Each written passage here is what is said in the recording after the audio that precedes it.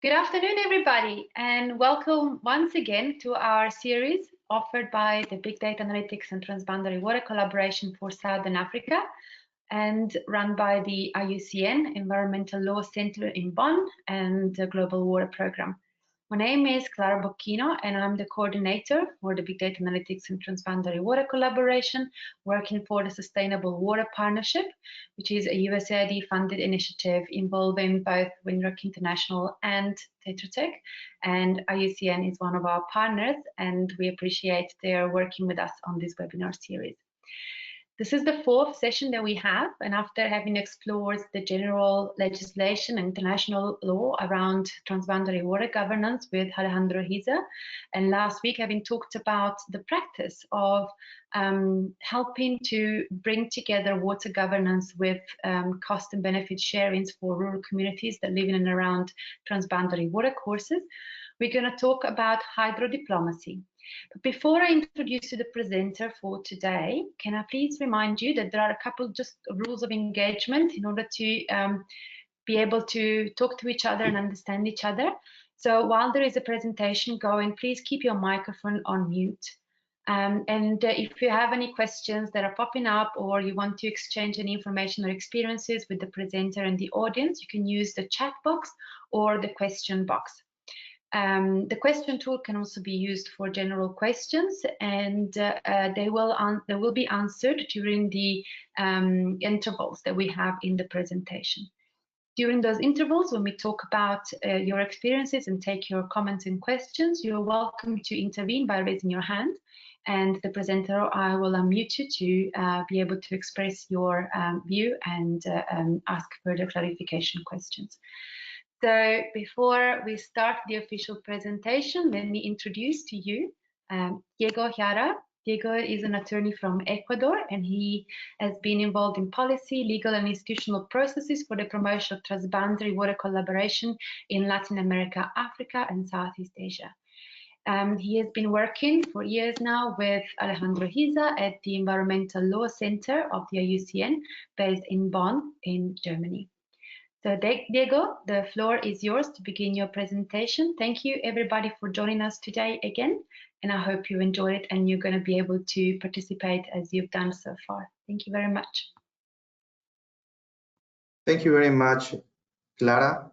Good morning, good afternoon, and good evening to everyone, wherever you are now. Just, Clara, please let me know if my screen can be seen by the participants. Yes, it is very visible. Thank you, Diego. Perfect. So again, thank you very much for these opportunities. It is a pleasure for me to be sharing with you today some key aspects, key facts in regards to water diplomacy or hydrodiplomacy in order to promote transboundary water cooperation and effective governance around the globe. So I will just turn off my camera so we don't have interference with my presentation, and we will just start now. The outline for the content for today, we are going to start discussing some key facts on water and transboundary waters. Then we will review what do we mean by potential of conflict in transboundary waters, or what is actually conflict mean? What is the meaning of conflict in transboundary waters? Then we are going to go to some key aspects of tangible cooperation. How is cooperation in transboundary waters reflected? Then we will discuss some key elements of water diplomacy. Then we will see how is the practice of water diplomacy around the world, and then we will try to provide some regional approaches or some regional solutions that have worked in order to foster transboundary water cooperation. I just wanted to remind you that the session, this session is going to be really interactive, and I hope that you can put all your comments, questions in the chat box, and we will have some opportunities along this session to discuss any particular issue you can raise. So with that, I would like to start discussing about some facts on water. In the previous sessions, we already discussed about key challenges that transboundary waters have. And today I'm going to focus on one, which is population growth. And we see that in 1800, the world's population was just 1 billion people. By now, in 2020, has already increased to 7.8 billion, and it is expected to be 9 billion in 2050. And this means that there is going to be an increasing demand of water in order to feed to these people, and also there is going to be an increasing demand of water in order to produce energy, so these people can produce, there can be industry, there can be more trade, and that these societies or the world can actually develop. And there is another key point, that more water is going to be needed, yes, to feed an increasing population in an already scenario that 70% of fresh water is already used for agriculture. Another aspect here is that 95% of river-based ocean pollution comes from 10 rivers. This means that from all pollution coming from rivers, just 10 rivers are responsible for 95 of these of this pollution, and some of them are transboundary. Here we have the example of the Niger, the Nile, the Indus, the Ganges, and the Mekong. These transboundary rivers are some of these 10 rivers that are responsible for 95% of all river basin ocean plastic pollution. Sorry, Diego, sorry to interrupt you.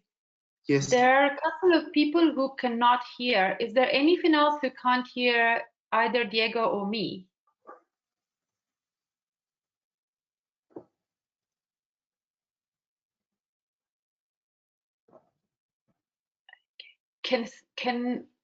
Yeah, let's see who's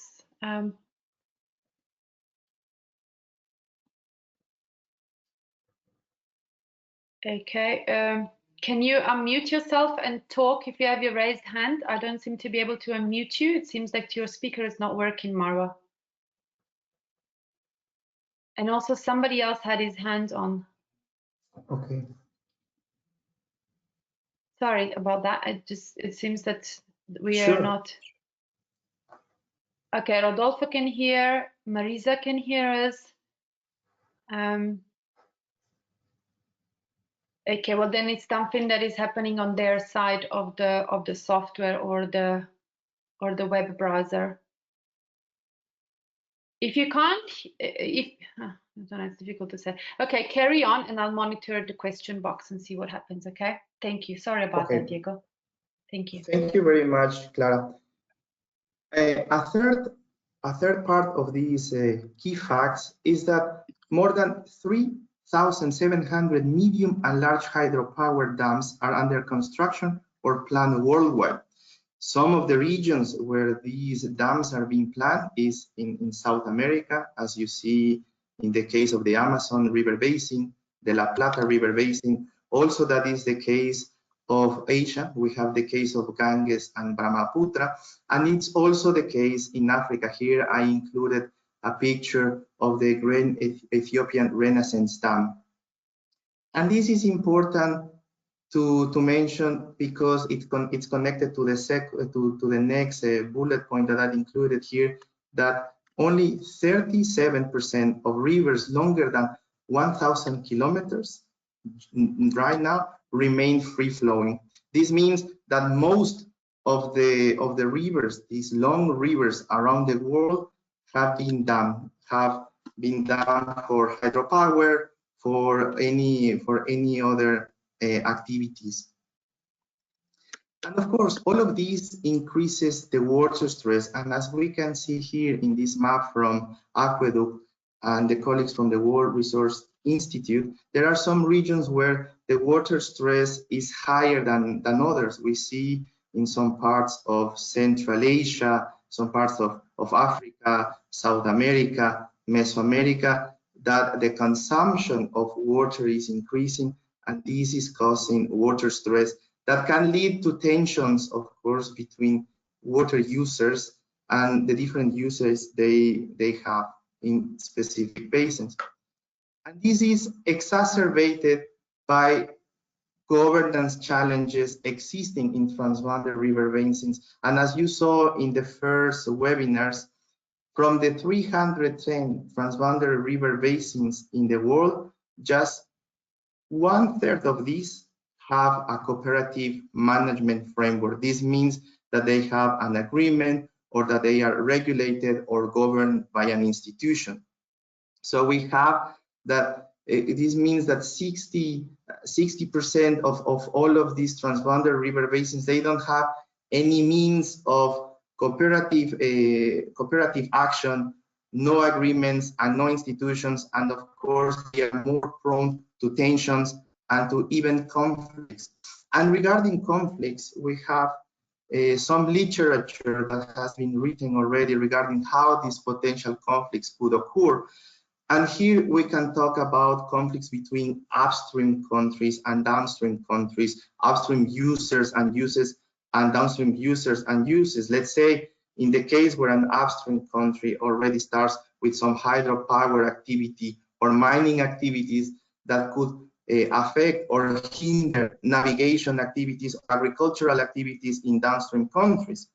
The same happens when a downstream country can affect an upstream country. Let's say in the case that there is already agricultural activities in a downstream country that could hinder the start of some hydropower activities or the construction of large water infrastructure upstream, because there is already an existing use downstream. So we have to take into account that these potential conflicts can be seen regarding the geography, upstream and downstreams, also regarding to time, existing and future uses of water.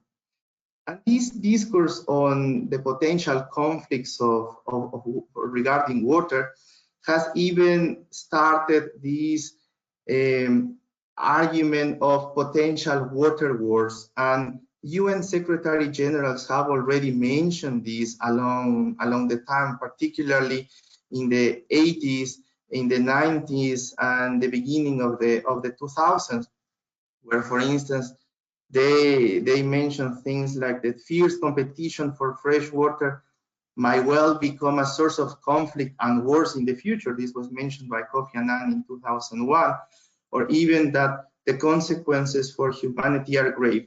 Water scarcity threatens economic and social gains and is a potent fuel for water and conflict. So during the past years and decades, there was this discourse of water wars, of conflict, water being seen as a vehicle for tensions, conflict. And there are even now some scholars who mention that water can be seen as a weapon. So water as a weapon. But the reality is that there have been more cases where water has been a vehicle or a means for tangible cooperation. And this is seen because historically, cooperation has prevailed over conflict. And so far, 0 wars have been fought exclusively due to water. Water, of course, has been one of the factors that have promoted or moved tensions between states. But so far, no state or no water has been fought over water. And we hope that this remains like this. Actually, there is a record that between 1820s and 2007, at least 700 water cooperation agreements have been signed. One of them, regarding to the picture that I'm bringing to you now, an agreement between Ecuador and Peru for the management of 9 transboundary river basins, signed in 2017, and that ended with a long history of conflict and wars between these two countries. And in this case, we have to mention that actually conflict and cooperation can coexist. There is not such a thing as a basin which is purely cooperative or a basin that is purely conflictive, because transboundary river basins are complex systems where we have different factors, including economic ones, social, environmental, political, and it would be difficult to just reduce to say that a specific basin is purely conflictive or purely cooperative. We propose, or we mention that conflict and cooperation can actually coexist. And even in those cases where there is water agreements or there is even an institution, this doesn't fully prevent potential conflicts.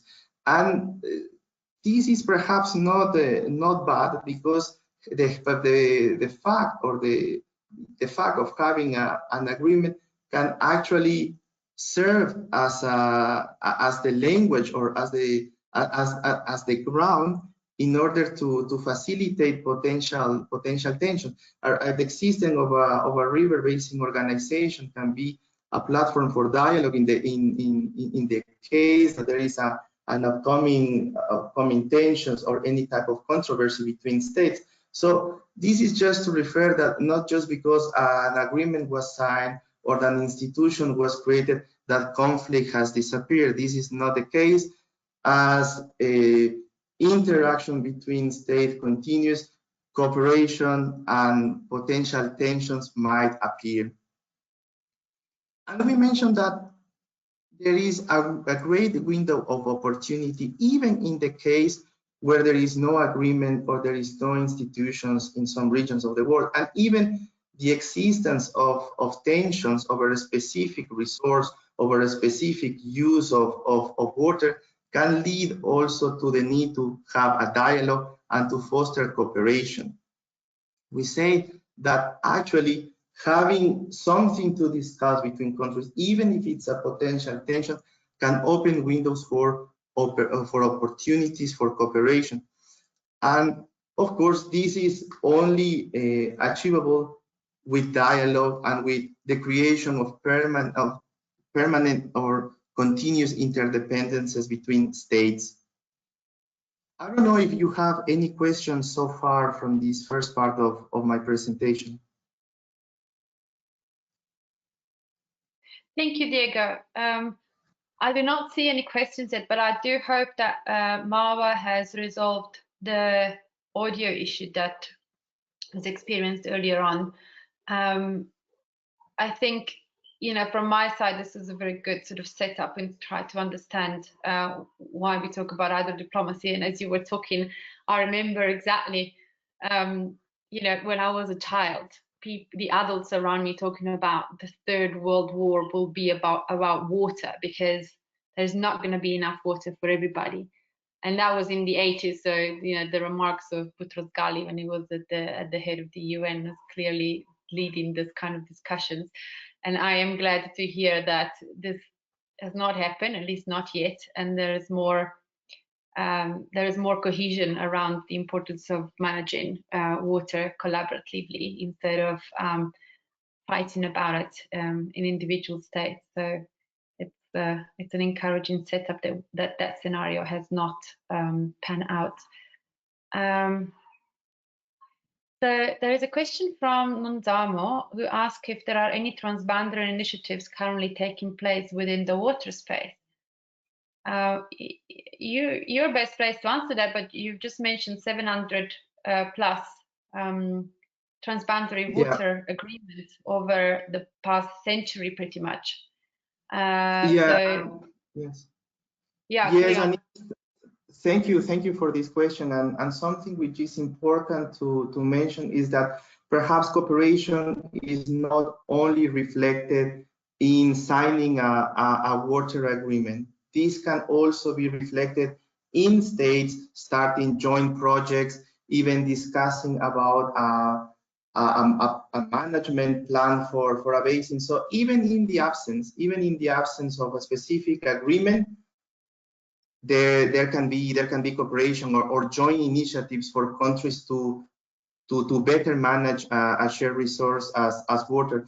And let's remember, we saw in previous sessions that when we discuss about transboundary river basins, we are not just discussing about water. There are other resources that depend on the quality of these waters, such as, let's say, the forest, also the biodiversity, which lives and depends on these water resources, and even economic activities, let's say, from different societies that can depend on these waters. And you have very, very good examples, let's say, in the case of the navigation in rivers such as the River Rhine, the Danube, or any other trade activity in rivers in Asia, let's say the Mekong River, or even when there is a discussion regarding the construction of a dam or the construction of a bridge in order to connect people living at the borders of countries. So it is important to see that not just that agreements are not the only way on how transboundary water cooperation is reflected. Thank you, Diego. I also saw that Nonzamo is from the South African government, and so just to give a regional context, the Southern African Development Community, which brings together all the member states, all of the countries of Southern Africa, has a protocol on share water courses, so clearly calling for the collaborative management of transboundary waters. And within the space of the inland waters, there are several river basin institutions all across Southern Africa. And for South Africa, there is the Limpopo River Basin Commission and the Orange Senko River Basin Commission. So there's at least 2 river basin commissions that look at two of the main transboundary waters of Southern Africa. And then within that space, but that's more on the conservation, ecosystem conservation side of things, of which, of course, water is a critical element. There are a variety of Transfrontier Conservation Areas initiative that are both concerning inland and coastal waters. So if you think about the Lubombo Transfrontier Conservation Area, which brings together the Mozambican and South African coastline around the St. Lucia wetlands, that is a collaborative agreement that speaks to specifically the conservation of the coastal waters and the wetland resources. There is well, there are several TFCAs, one on the Limpopo and then on the Great Mapunguba. So there are several ways in which in Southern Africa we have already started to look at how to bring together different member states to collaboratively manage water courses. There is still a lot to sort of do, and the governance of those is still being sort of worked out as we go along. I'm sorry that I don't see Evan Chungiza with us today. He would have probably be able to talk more about the Ocacom experience. But next week, Toriro Saruchera will talk about the Southern Africa experience in transboundary water governance. More is going to come then. And also, I see that there are other questions that are coming up that are more sort of pointing to what's to come. So Niha Kandukar is asking how this dialogue can be facilitated and suggesting tools or agents. You know, other people are already starting to talk about the Ethiopia-Egypt situation. So I think we could go on a little bit with your presentation to start to look exactly at what we mean by hydrodiplomacy and how we conduct a diplomatic process for water, and then we can pick up on these questions from Niha and from Puli later on. Would that be a good suggestion? Perfect. Thank you, Clara. Yes, this is exactly what we're going to be discussing in the upcoming slides. And in order to start with water diplomacy, I would like to ask you, and perhaps you can write in the comment section, what is water diplomacy? And I would like you just to reply with one word, one concept. I don't know, I will just give you 10 seconds so you can think of the first thing that comes to your mind when you hear about water diplomacy.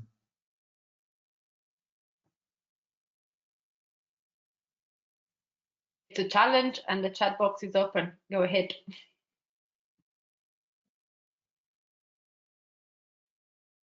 Okay, so based on this, these are some of the words that have come during the past dialogues, workshops, negotiation processes that here at the Environmental Law Center we have been holding. And the main word or the main concept that comes when talking or when hearing about water diplomacy is cooperation. And then the word dialogue, also agreements. There is a mention of peace, science, and science. This is an important issue because this refers to informed dialogues and the need to create data and information based on evidence. Also, there is a reference to the role of local stakeholders, the role of women, and the role of institutions. So if perhaps Clara, you could read if any of our participants has written anything that could be similar to these concepts that I'm showing now. Of course. The first word was from Liliana from Brazil, cooperation.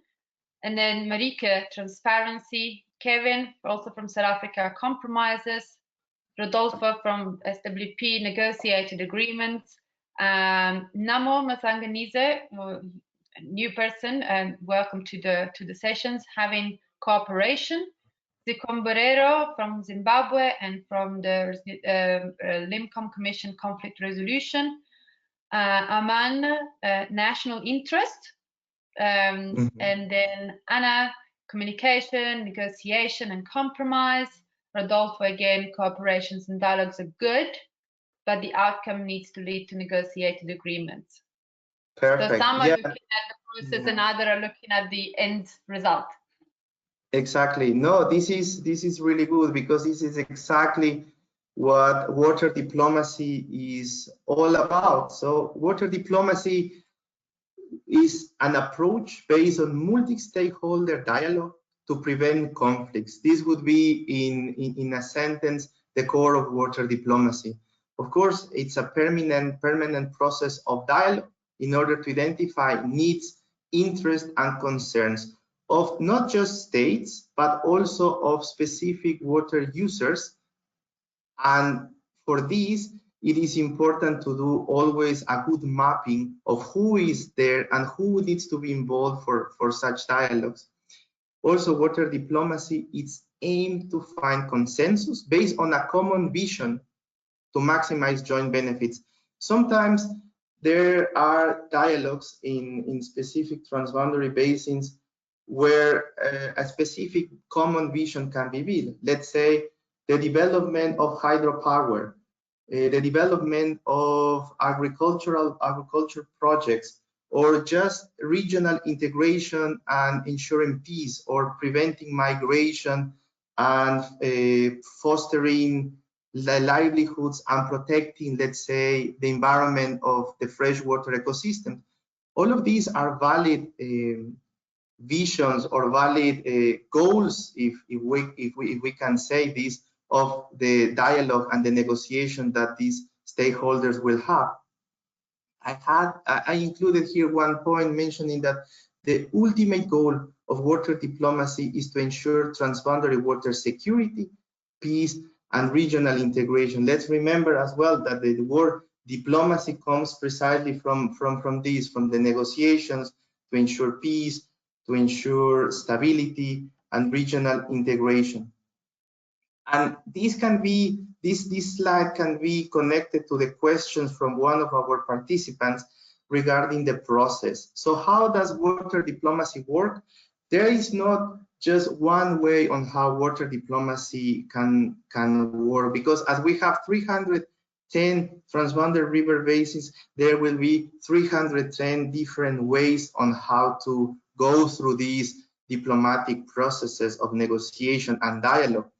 But I have included some important steps that I think are required in order to hold a water diplomacy process. And of course, the first one of all is to understand the actors and the challenges that a specific basin has. And here, this is linked to the previous slide regarding the interest, needs, and concerns of these actors, not only taking into account them as governments, but also, let's say, as private sector, as local communities, indigenous communities.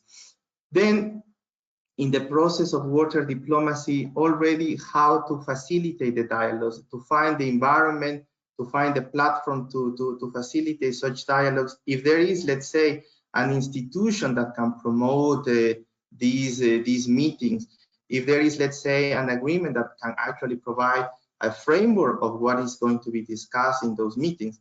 And then a third step, that is the designing joint action plans. So based on these concerns, interests, and needs, that the stakeholders, the actors that are involved in this discussion can already draft at least some ideas on potential action plans that they are going to have. Then a next step would be the monitoring of the implementation of this vision. This means that if a strategy, to just call it in a way, or a policy, if this has a bit more of formality, is being adopted, that this is actually being implemented. And for this, the monitoring part, the monitoring step is fundamental. Also then evaluating the results, and based on the results, if there is, like, let's say, if the idea of the vision on a basin was to protect the environment, to ensure water quality, if this has been achieved or not, would be this step. And then if there have been any problems or any shortcomings in achieving this goal, to adjust the strategy, to adjust the joint action plan, and if it has worked, to replicate it. But what are the key elements for this process of water diplomacy? And I am mentioning here two elements that were discussed in previous sessions, which are agreements that you reviewed together with Alejandro Isa, the importance of agreements both at the global level and the regional level. And here we can recall the UN Water Courses Convention, also the UNEC Water Convention at the global level. The importance of regional agreements, and for that, as Clara just mentioned, SADC agreement on water. Also the importance of institutions both as well at the regional level, that could refer to economic commissions that can foster transboundary water management, or also more basin institutions that can ensure these dialogues or these diplomacy processes. And we have several, such as the Rhine Commission, the Danube Commission. We have platforms in South America as well. We have platforms in Africa. We have important initiatives, let's say, such as the Nile Basin Initiative. We have IGAD as well. And we have, let's say, also in Asia, the Mekong River Commission. The core of these water diplomacy processes, of course, is the effective water governance. And as mentioned in previous slides, the dialogue and finding consensus are fundamental. And it's when we want to talk about the dialogue, this is an informed dialogue, of course. This is an inclusive dialogue where all or the majority of stakeholders are included, that several groups of society are represented, and that also no one is left behind. With the specific goals of water diplomacy processes that can be the cooperative and peaceful relationships, the integrity of ecosystems, to sustain the livelihoods of societies, or even to find solutions to climate change. And all of these together form this water diplomacy process. I know that is perhaps a little bit confusing or a little bit too complex to see this graphic, but just keep in mind the key elements of water diplomacy. So dialogue, to find consensus, the promotion of agreements, and the existence of institutions. And with that, I don't know if there are any questions so far.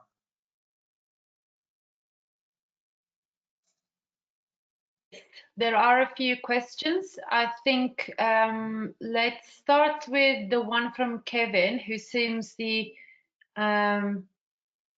more broad one now to discuss in light of this past session. Kevin, can you please unmute yourself and ask your question? Because I'm not sure if you meant water users or water users.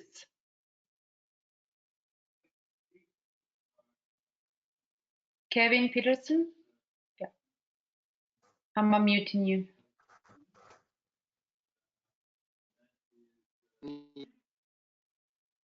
Uh-oh.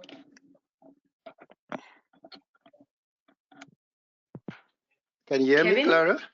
Yes, we can hear you now. Thank you. So thank you. So the question just basically relates to the whole water diplomacy and the voices, you know, that is not heard loudly enough, like issues around the environment, as an example, or local communities, and how water diplomacy take those kind of issues and factors into account. Although we speak to it conceptually around, you know, we want to conserve ecosystems and so forth. In reality, in practice, that seems always to go onto the back burner in terms of negotiation issues, where economic and financial aspects seems to be more prevalent in discussions, and issues of the environment gets pushed to the back burner in a number of cases. Thank you, Kevin. So if we understand you correctly, that what you would like to know is how possible it is in a hydrodiplomacy process to really go down to the user's level. So when you talk about, you know, protecting and conserving the transboundary water system, how users and user rights and onuses are taken into account. Yeah, including things related to the environment, which normally don't have a voice, and other. It needs to be addressed through other mechanisms. Thank you. Yeah. Diego, would you like to attend to that? Yes, many thanks for this question. It is actually a very important one, and it actually goes to the core of what water diplomacy is. Normal diplomacy or traditional diplomacy is the negotiation between diplomats, ministries of foreign affairs, heads of state, and the core of water diplomacy is that actually all of those voices that you correctly mentioned are also heard.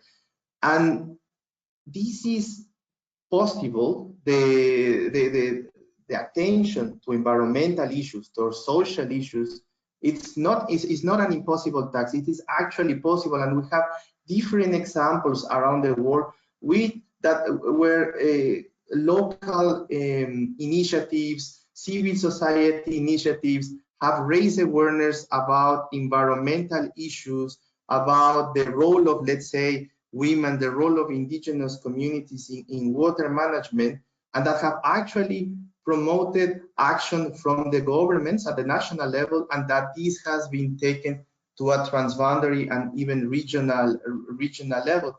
And we see, let's say, in the case of the Lake Titicaca that we heard last week from our colleagues who discussed about the benefit sharing, there are initiatives where the local indigenous women are using drones in order to take pictures to create data from the state of the lake. So this is something which is purely prepared, purely promoted by local initiative. Also, we have examples in Central America where perhaps the inaction of states in order to prepare transboundary water agreements has moved cities or local governments to draft agreements with local governments of the other side of the river, of different countries, in order to protect the environment of the river. So this is not only something that is perhaps just dealt or addressed at the highest level, but that can actually be addressed at the local level. Also, let me give you the example of the Sea of Malaba-Malakisi. This is a small river basin in the Horn of Africa, where the initiative of local authorities, together, yes, with the governments of Kenya and Uganda, they have created a platform of dialogue in order to identify potential projects that could be of benefit for the whole population of who live in this SMM. So perhaps there could be seen as a challenge the fact that there is no specific agreement, or that perhaps there is no political will, that there is that the national authorities are perhaps not involved in these topics of transboundary water protection. But actually it is possible as well to move from the ground, like from the basis, from NGOs, from civil society, from locals, from indigenous communities, to move action in the case of absence of the state. And we have some other slides. In the next slides, I go perhaps a little bit deeper on this, but it is good to mention that sometimes governments perhaps may say, well, yes, we need to involve the locals, or we need to involve civil society. But the important question is here is not if they are involved or not, but what is actually their role. As the case that I just mentioned, the case of the Titicaca, if they are just included or involved just to hear a session on a specific issue, or if perhaps they are actually given the right to decide or to say something, or even the vote. And in these regards, let's not forget that there are some basic rights in regards to public participation, such as the access to data and information. So people need to know what are the plans, the management plans that the governments are implementing, and also even the access to justice in the case that a specific community, a specific group of people have been affected by the action or inaction of states. We are going to go a little bit deeper on this in the upcoming slides, but I would like perhaps to open the floor for another question. Thank you. Yes, I think because you already started both in this part of the presentation and with your response to Kevin to address at least one of the questions that were being asked by Niha. So Niha, can I unmute you and you tell us if your questions have been at least partially resolved, and then we can pick up on your second one, because I see that there is another question similarly from Hannah. So let me unmute Niha so long, so she can tell us if we have addressed her questions and if we've been helpful. Niha, I don't see your microphone turning green, so I don't know that you can talk. Hi, Okay. am I audible? Yeah. Yeah, hi. I am Niha. I work in the civil society space, and I'm also doing my PhD currently on the transboundary water conflict cooperation research areas. Thanks very much for this webinar. It's been a pleasure to listen to it so far. Yes, my question is all addressed in some ways. As a young woman researcher, I was more interested from a research point of view also, and perhaps that would be addressed a little later in the webinar as well, as to what sort of tools and skill sets can help in conflict resolution, and maybe perhaps listen to some examples as well from the speaker. Yeah, thanks. Thank you, Neha. Thank you very much, and good luck with your research. It sounds very interesting. We then from there, I would like to follow up with a question from Anna, who asks which institutions typically lead the process of facilitating dialogues and reaching consensus and organizing agreements, etc. So I don't know if you're going to address that in the next part of your presentations, or if you want to resolve this now, or maybe we can pick it up later. Depends on you. Thank you very much, Clara. Just to respond to the comment and question of our participant regarding the role of women as well and research.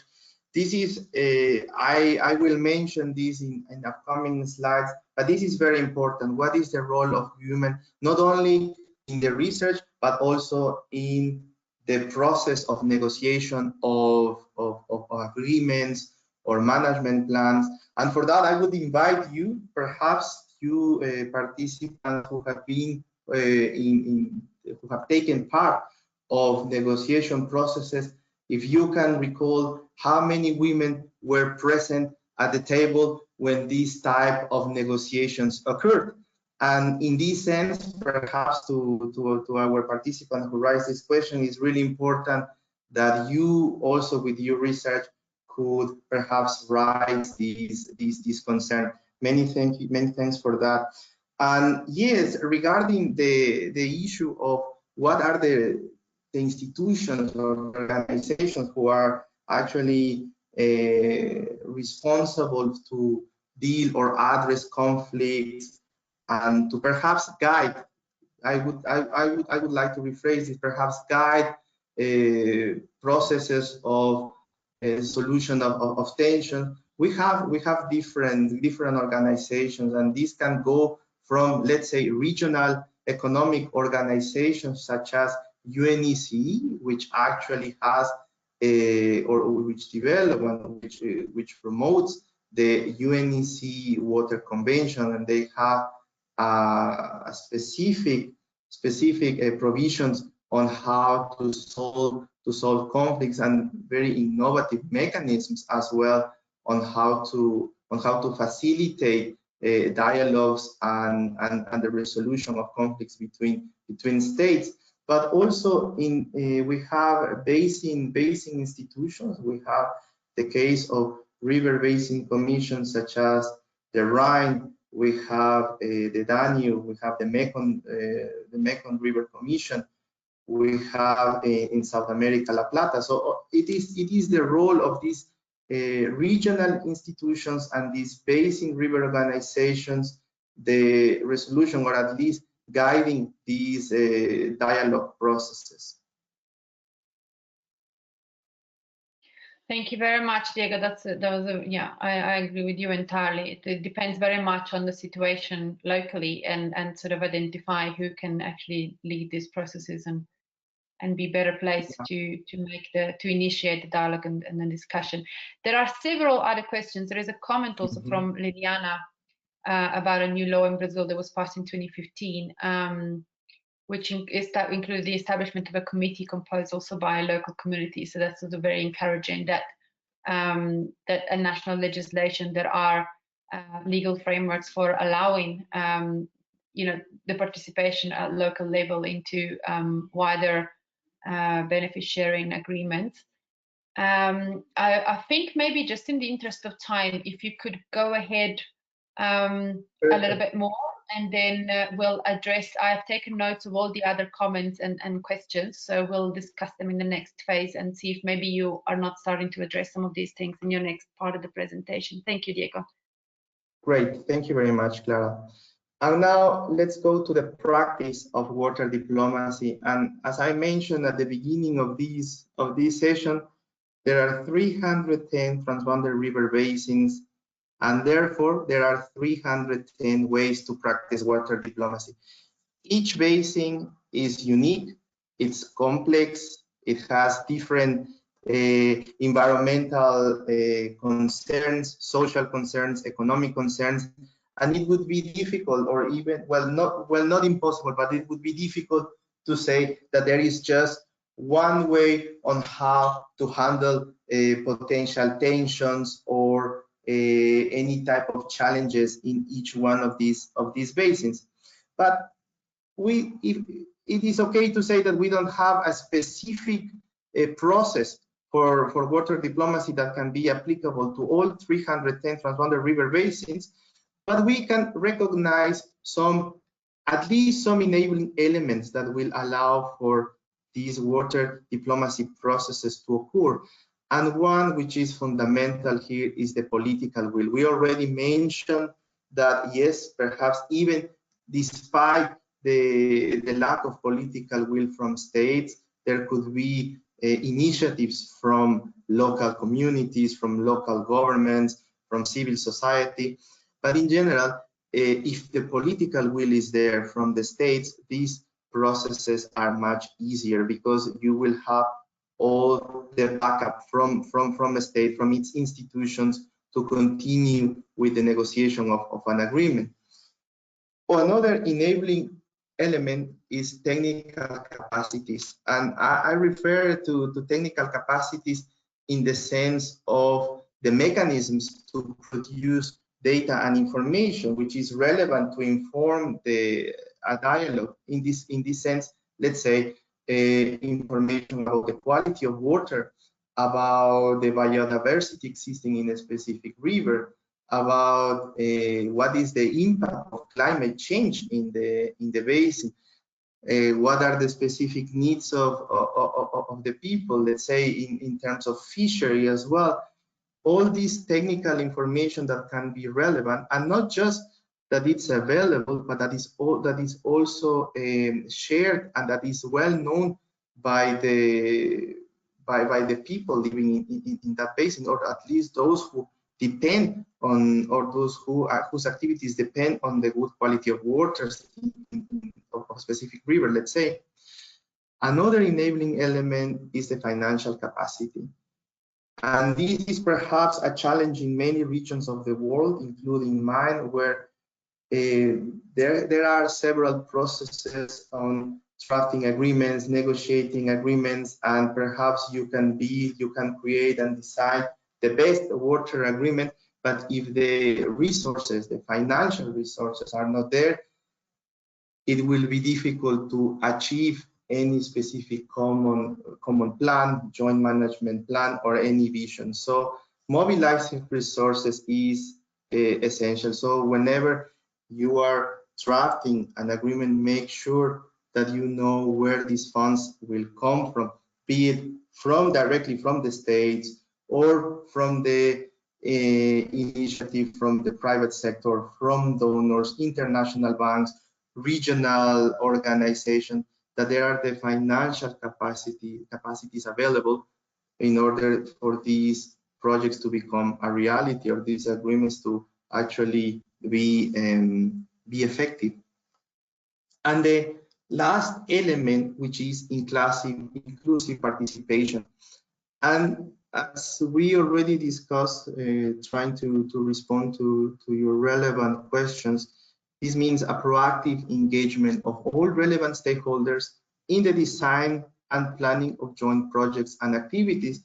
And of course, here we can find perhaps several degrees of engagement of local stakeholders or civil society. And it is the case that even in processes, not at the transboundary level, but at the national level, that yes, the law or the rules in a country say that in order to start a specific activity, extractive activity, let's say, you should count with the approval or even the discussion or a dialogue with the local communities that could be affected by such project.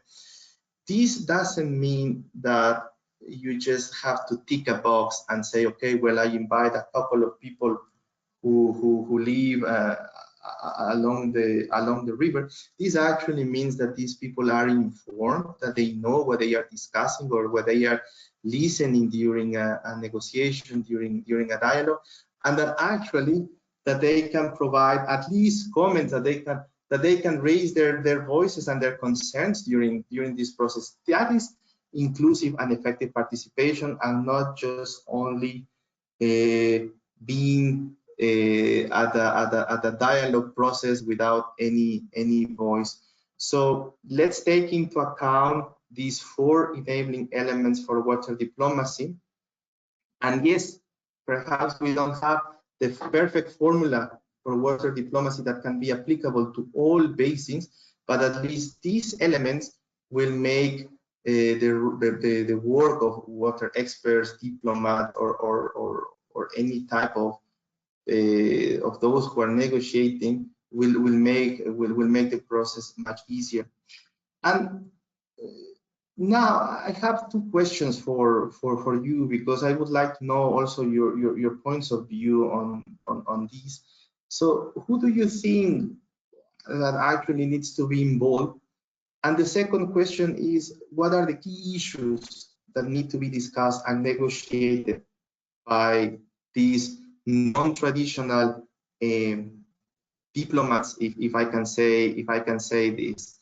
So I don't know if anyone would like to raise their hands and perhaps mention a specific case in your basins or in your region that could be relevant to these 2 questions.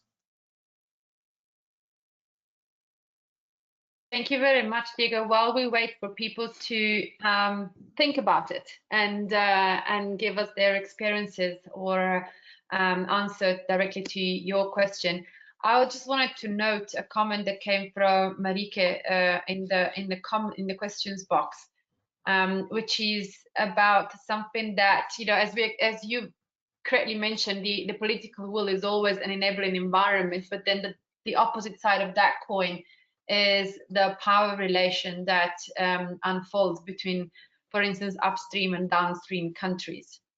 And so I think while the participants think about your questions and maybe their experiences, if you can maybe spend a couple of words on how do you think water diplomacy can help, or you know, how does it recognize, for instance, the constraints provided by power relationship between upstream and downstream countries, especially when the downstream country is clearly, even on an economic basis, for instance, less powerful and less rich than the upstream country. Many thanks, Clara, for this question, and to respond to it, I will make reference to a specific question that came from negotiators and diplomats from the IGAD Secretariat when we had a study tour in the Rhine River Commission, and they were asking a representative from Switzerland, why does Switzerland, being an upstream country, cooperate and sign agreements with France, with Germany, with the Netherlands in the protection of the Rhine River? And the answer was really an eye-opener, because he mentioned that water or the relationships between these countries is not just around water. Water is fundamental in order to ensure, let's say, agriculture, to ensure navigation, and to ensure drinking water. But also these countries have other interdependencies between each other, including, let's say, trade. Let's say people from, in this case, Germany, work in Switzerland, or perhaps live in France. And you have other aspects of economy or even cultural links that go beyond water. So yes, of course, sometimes perhaps if we see some current cases of negotiations around water in the world, everything is just reduced to water. But we have to remember that countries, yes, the countries that share a river, that share a lake, they are not just sharing a river and sharing a lake. They are also sharing, of course, other type of aspects, economic aspects, cultural ones that need to be taken into account. And this is perhaps why water diplomacy, as I say in upcoming slides, is not just purely about water. Water diplomacy can actually be the enabler, the enabling platform to discuss about other issues that could be that countries can start being aware while discussing about how to protect a specific river. So in that sense, I would say that we shouldn't just focus on the river, but on what depends on from a specific river, on the other relationships that states can have, and this will facilitate the political understanding and the political will to cooperate between states. Thank you very much, Diego. I think it's always, the point has often been made that environmental issues are an entry point to improve diplomatic relations between countries, whether they were previously a conflict or not. But it's just like it's a very good and valid entry point, and water even more so. Mariki has her hand up, so I'm going to mute you, Marika, so you can make your intervention based on the questions that Diego asked or the questions that we've discussed. Thank you. The floor is yours. Yeah, no, yeah, Clara, you summarized my question, but indeed, the other part of the question was already my conclusion that it's always outside of the water space, which was just confirmed by Diego.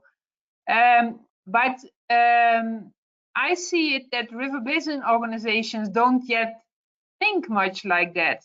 While historically, you can indeed see that it's not just the environment bringing other diplomacy cooperation issues to the table, but it's also that what diplomacy things can bring water to the table. For example, access by train, by rail to a harbor, yeah, harbors are often a key point, or other relationships indeed.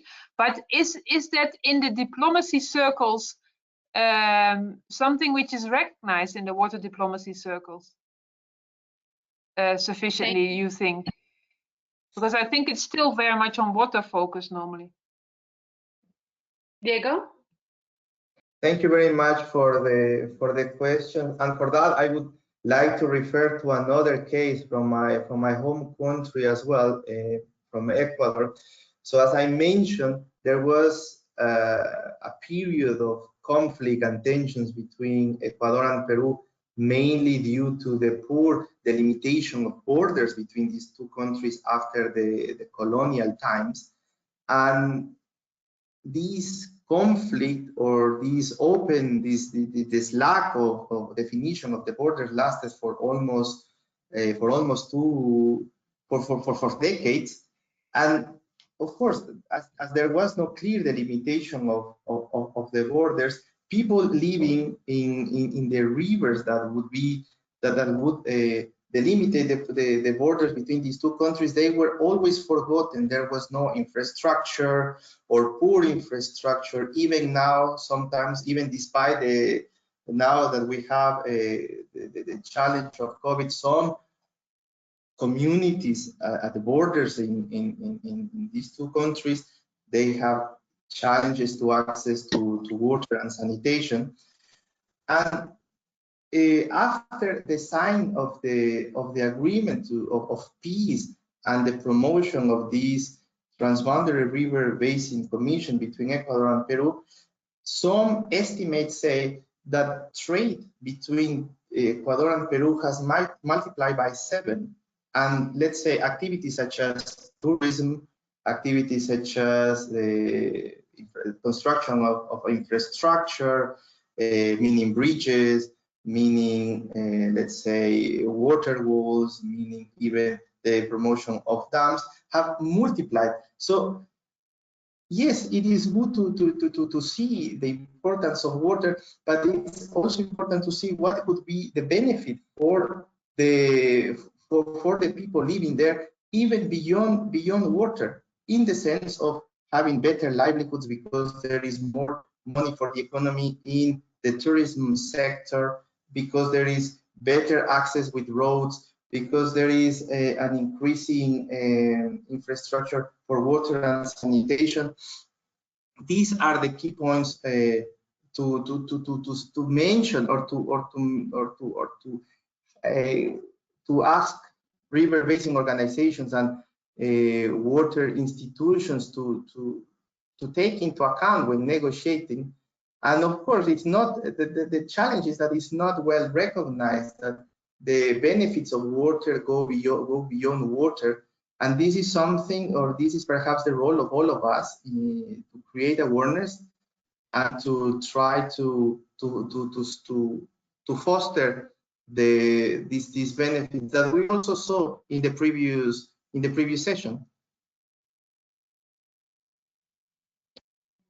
Thank you very much, Diego. I think that was a very comprehensive exemplification of how things can develop and unfold in critical situations. And I think that sort of led to a bit of your responding to the questions that you raised, even though we had an attempt at response from Dr. Pulimulokwane, who suggests that the key issues to be discussed and negotiated upon are clearly the benefits to all the countries involved, besides water, whether it is economic benefits, cultural issues, or ecosystem-based issue like doing no harm to the environment, upstream, downstream. So those are suggested to be the issues that should be on the discussion table. And I think it summarizes well what the discussion between you and Marika was sort of bringing about in terms of negotiating across power relations. So I don't know if you want to carry on with your presentation. There are other. Yeah. Oh, sorry, missing. There are other. Dr. Puli also continues that stakeholders should include the ordinary citizens to the highest in the echelons, as the consideration needs to be given to the full water value chain. I think that's very important. The multifaceted nature of water should be fully appreciated. Niha suggests that one of the key issues could be, as a result of a negotiation process, who are we enabling water access for, or how to be prioritize water uses by different stakeholders for different purposes. And that is like a power relations of a different kind. Ezra has a question, again, about the downstream and upstream. And I mean, prepare yourself, because I think your last question will really be about how do you see the Ethiopia, Egypt, and Afghanistan, Iran situation unfolding, and how can water diplomacy be of help? So we'll keep that for the end, because it's a very complex answer, and I think you'll have to draw on that quite a lot. But we had a few questions about it, so that's why I'm keeping it for the end. Okay. Thank you very much, Clara. So there's different implications from our presenters to you, and I think that's a good way for you to introduce your next part of the presentation. Thank you, Diego. Perfect. So just to provide, as we did it in the case of what water diplomacy is, and we thought of specific concepts and words. In the case of who needs to be involved, I'm just presenting to you some of the actors that were identified by those who have worked with us in our dialogues, in our negotiation processes, and they have mentioned that some of the most important actors who need to be involved are locals, are indigenous communities, diplomats, as I mentioned earlier, women. There is also the reference to donors, lawmakers, hydrologists. They also mention civil society, investors. Someone wrote there, lawyers, NGOs. And this is important to realize that as we have a bigger spectrum of actors, we will be able to identify more challenges, more interests, more needs, and at the same time, more solutions to specific water issues.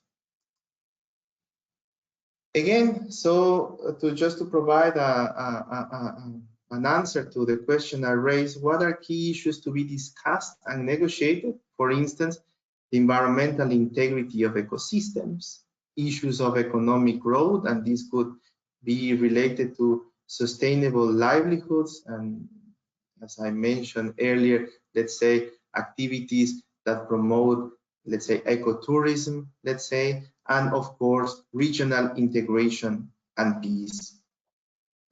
Now, I would like to go in a very broad manner to some regional approaches to water diplomacy. And I just want to mention that this is an overview, a really short overview of what is happening in some regions of the world and what have been some responses or what could be potential responses to address to such challenges.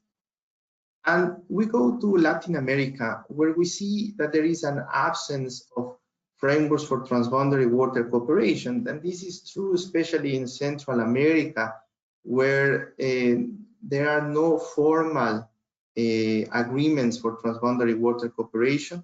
There is, yes, the example of the Sixaola River Commission, which is an interesting case because it actually was promoted by the locals, and it is actually a process or a platform of dialogue where different representatives from civil society and even economic sector are represented there. We also have that a challenge that there are weak water institutions. There are, let's remember that many institutions were built during the, or agreements were drafted during the 60s, 70s, mainly to construct a large water infrastructure, mainly dams. And these treaties by now, they are perhaps a little bit, they don't reflect current environmental challenges such as, let's say, climate change or a perspective of a river basin approach. And in this sense, some of the responses that we would like to, or that we would like to mention is that there is a need for an assessment to identify existing policy and legal gaps in the region, promoting the drafting of local level agreements in the absence of political will from the ministries or at the national level to have such agreements. The support of the support establishment of transboundary water institutions, and actually to perhaps strengthen the existing ones so they can update to the realities that, or the challenges that the world is facing now, and also try to build regional water agendas.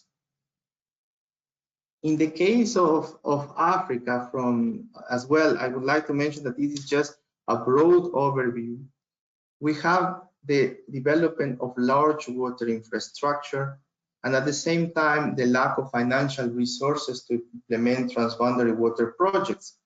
Potential responses, solutions that can come from dialogue and diplomacy processes can be strengthening the negotiation capacities for the development of regional water policies and agreements.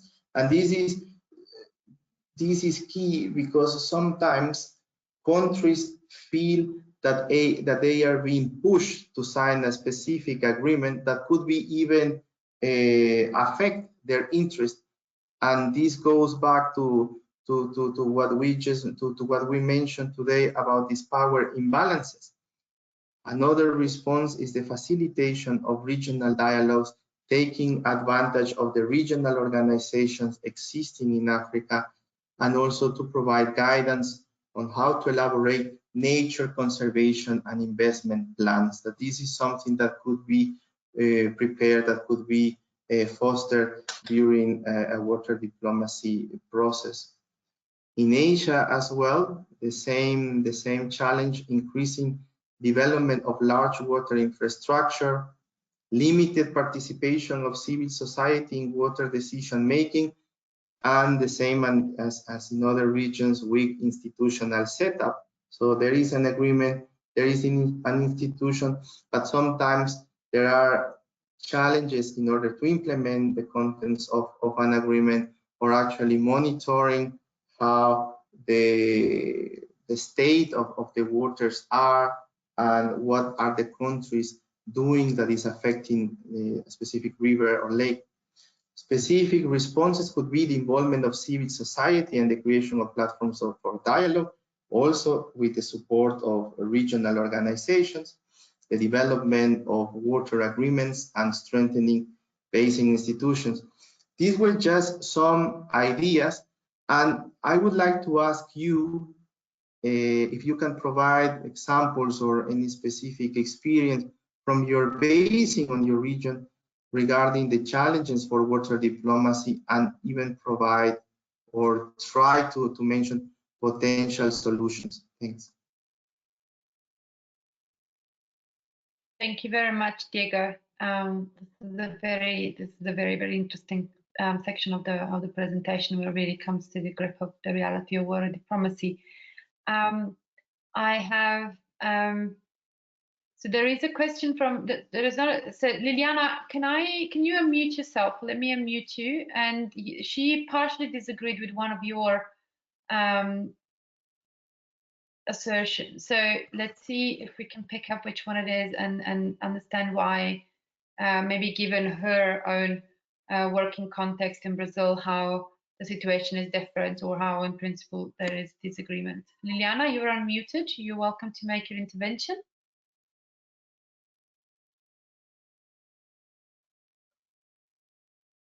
Slides show that that we have like a weakness in our institutions.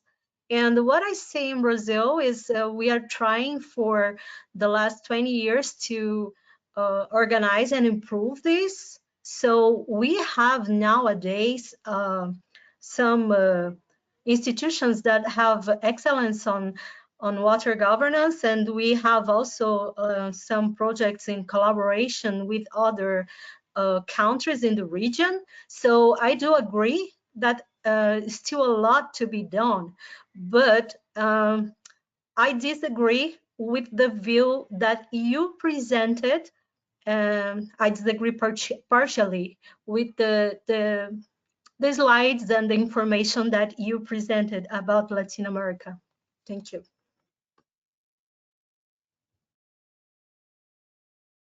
Thank you, Liliana. Yeah, Diego, carry on. Yes, no, thank you very much for your comment. It is, as I mentioned, this is taken from an overview, a regional view of what is happening in the region. And of course, I would perhaps try to see it, this, as you mentioned, as an opportunity to incorporate even more aspects that can enhance, that can improve water management, both at the national and transboundary level. And the thing is that there are some countries that perhaps don't have all these development of legislation at the national level, and that they have achieved treaties that actually, let's say, reflect issues of climate change, issues, let's say, of effective public participation, of conservation, and so on. So perhaps just to mention in regards to this mentioning of weak institutions, I would say that there is always the potential to strengthen water institutions and to strengthen the legislation. We see the examples from all around the world, like we have upcoming challenges, especially because of climate change. And let's remember that sometimes institutions and legislations, they are not enough. And this is why we see in this water diplomacy approach as the role of other actors that go beyond the state in order to provide solutions. So yes, there are very good institutions, very good legislations, but it is also true that these can always be enhanced and further promoted and further enhanced. Thanks. Thank you very much, Diego. Sandra, I'm going to mute you for your intervention. I suppose it's on this subject. You're unmuted, Sandra.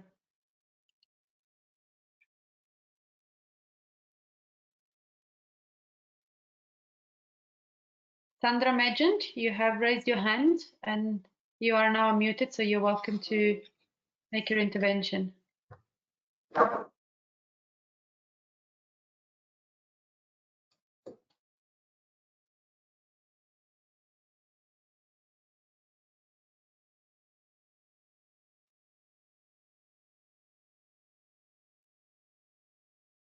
Well, in the meantime, I don't know if also our participants can think of this question of if there is the role of, is there a role for water diplomacy in your basin and region, and provide some ideas on how to enhance cooperation and governance in your respective regions. So there are a couple of suggestions, one from Neha Kandekar, and she's talking about consistent and reliable data or synthesis for informing water allocations. And so in her possible solution would be a nested river basin information system that is managed by the youth. So almost like a citizen science system for ensuring interactivity. And then there is another intervention from Marike,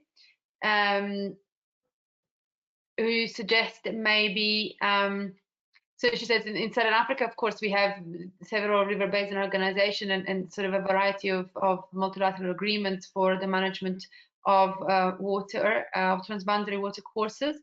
But there is a lot that needs to be done in terms of development, the joint development of water infrastructure and increased abstraction of pollution. She suggested maybe early warning systems for disaster risk reduction and management could be less hot and give easier and certain also useful water diplomacy in the region. Yeah, that, you know, from my experience in Southern Africa, that would be fantastic if given the right mandate, the disaster management centers that we have, including at SADC level, could be really activated to provide that cohesive regional planning. It would really help a lot and facilitate also the work of the river basin organizations. Diego, if you want, you're welcome to comment on these, but it's also 10+4. So if you want to conclude your presentation first, and then we'll have a final session of Q&A if there is time. Sure. Thank you, Clara. So I have a couple of slides more. And this is a slide that I have been thinking now, which is water diplomacy in a post-COVID-19 world. And this is important now because we see that we all are facing this challenge. So it is not that something that is happening perhaps in China is not reflected in Ecuador, in Brazil, in Argentina. We have now a common challenge, and we see now that cooperation is not a choice but a must, and particularly regarding water, because it is essential for this pandemic to ensure the right to water and sanitation to all. This is one of the key issues that river basin organizations have included in their working plans for upcoming years, and that they are actually working very closely with governments. It has been a challenge for many river basin organizations, for national water institutions, for platforms of dialogue to even have assemblies regarding water. And this is true because how do we perhaps expect that those locals, those who are sometimes in remote areas, have access to internet to join conversations like the one we are having now? We are having now the challenge that perhaps public participation is not being ensured. So for this, even for water diplomacy, it is important to see that there are uncertain challenges that can occur in the future. One is, of course, the uncertainty of climate change, but now the challenge that we have now of COVID that has actually affected water diplomacy. So Again, to mention that water diplomacy goes also beyond water, I wanted to include this final slide on a post-COVID world and water diplomacy. And with that, I open the floor for further questions, taking into account that is almost time to finish the session. Thank you very much. What happened? What happened? Okay. Sorry, my computer just had a blank moment, so I was hoping not to lose you all. Thank you very much, Diego. I was also looking at the comment box, which has many interesting questions. So let's resolve the ones that are more sort of specific, or at least sort of easier in a way to address. Sandra typed in and she said, I think if I read correctly, the role of the other actor related security transboundary between Colombia and Ecuador. What should be the role of the groups? I'm imagining security groups, Sandra, in decision making about water users. And then there were the previous comments around data and around disaster, linking water with disaster management and risk reduction.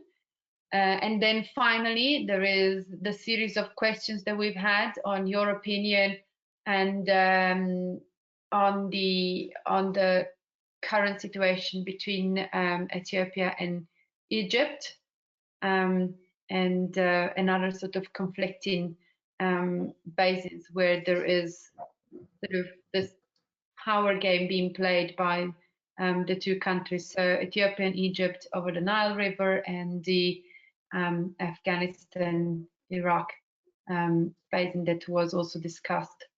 Afghanistan-Iran basin that was also discussed at the end of last week's presentation. Thank you, Diego. Great. Thank you very much. Just to try to answer to these questions, I will summarize my ideas. And of course, thank you to Sandra for this question regarding Colombia and Ecuador and the issue of security.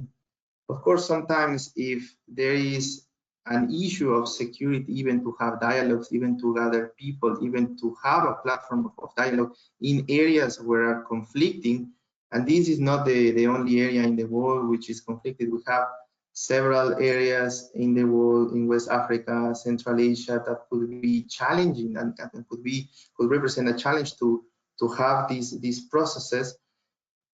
For that, it's very important to have at least representatives and to count on regional organizations and the role of state to ensure that at least the voices of those who are the locals, the role of those who are suffering for this violence is heard. And in the case of Colombia and Ecuador, of course, the discussion between, or dialogues between, the respective ministries of defense, of interior, of foreign affairs, in order to find potential solutions or potential scenarios of security, not just for the water and the environment, but also for the people who live in those areas.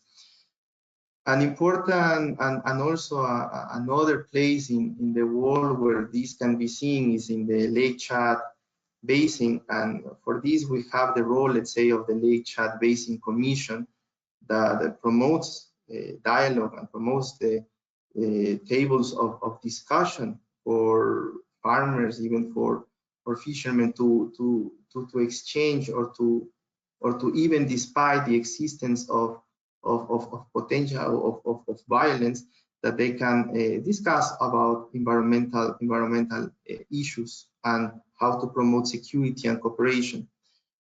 Regarding data, of course, it's very crucial. It's very important that countries work on the production, gathering, exchange of data and information, mainly when we face uncertainty. And this is perhaps the case if you see El Niño, let's say, in South America, or if you see even in Southern Africa with the recent cyclones that affected the region, or even the floods and droughts that that affect other parts of the world, the role of data and information and the production of effective or reliable data is crucial.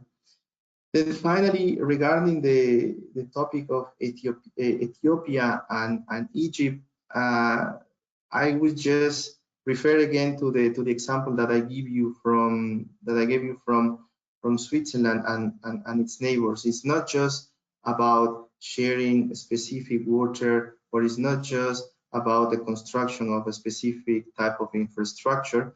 There are other aspects that link these countries, be trade, cultural links, the people who live there, that need to be addressed as well. But just to provide a more specific answer, I think that any type of process where dialogue is involved, even with the participation or the involvement of third parties to guide such process of dialogue, is important. And I think that if there are more and more permanent dialogue and expectation of having agreements, there will be a successful agreement between these three countries. But well, this is also important to mention, because cooperation is not a thing that happens from one day to another. It's a process, and sometimes it's a very long process that can take decades. So in that sense, we shouldn't be perhaps we shouldn't feel disappointment if there is perhaps no agreement after several rounds of negotiation. We have to take into account that cooperation it's a permanent process and can take a long time. But at the end of the day, the result, which is a long-lasting agreement, is worth the time and the efforts. Thank you. Thank you so much, Diego, for your presentation and for your insights. If I may add on the data, I mean, from the collaboration perspective, of course, we couldn't agree more. And we're sort of working over the past 1.5 years to create a list of pilot study on how an integrated data system could help and facilitate a sort of a transboundary aquifer decision-making process. So helping two countries and the river basin organization to look at this basin from a bird's eye view, in a way, from a transboundary process, and not see just the data from the one country and the data from the other country and try to integrate that somehow in their heads. So hopefully by the end of this year, we'll be able to share the outcome of that pilot and see how it can really help both the countries and the river basin organization to facilitate and improve their integrated decision making. And then finally, on the cases of the Egypt and Ethiopia and Afghanistan and Iran, you know, I couldn't agree with you more, Diego. The collaboration is something that in the least required the will of all the parties to sit down at the table, let alone of the parties to work together towards a shared vision. And sometimes we have to just work with what we have and with the constrictions that the political environment in which the situation presents itself sort of can allow certain things and not everything to happen. Of course, as environmentalists of one kind or another, we really sometimes find it hard to understand why not everybody can share this kind of collaborative vision for the greater good of natural resources, in this case water.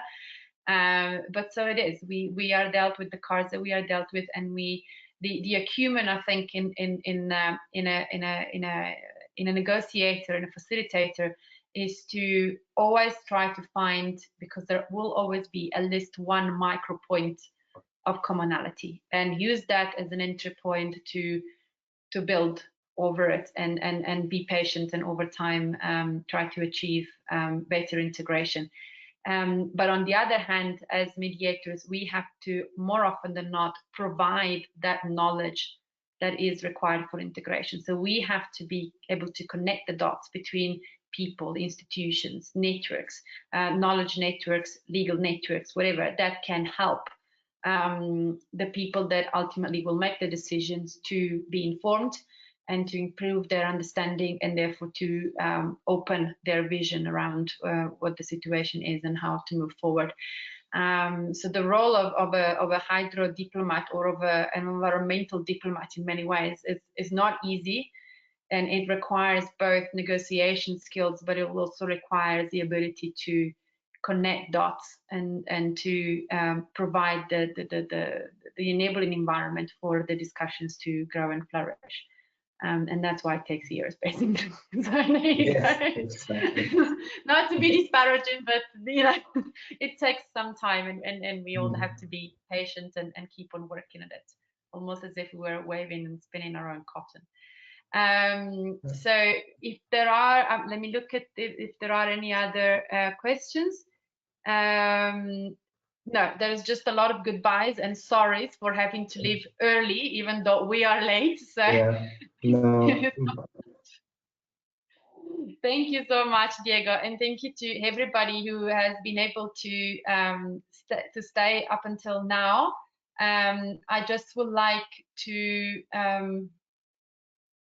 sorry, let me just see this on my screen. Yeah, I just would like you to remember that we meet again next week. And for those of you from Southern Africa, or for those of you who are interested in learning more about Southern Africa, we will have Tariro Saruchera from the IUCN Office for Eastern Southern Africa, based in Pretoria, who will talk to us about the reality of water governance in Southern Africa, and what are the successes and what are the constraints that we have faced over the years, and the vision going forward. So if you're interested in learning more, please join us next week at the same, always on Wednesdays and always at the same time, with Tariro.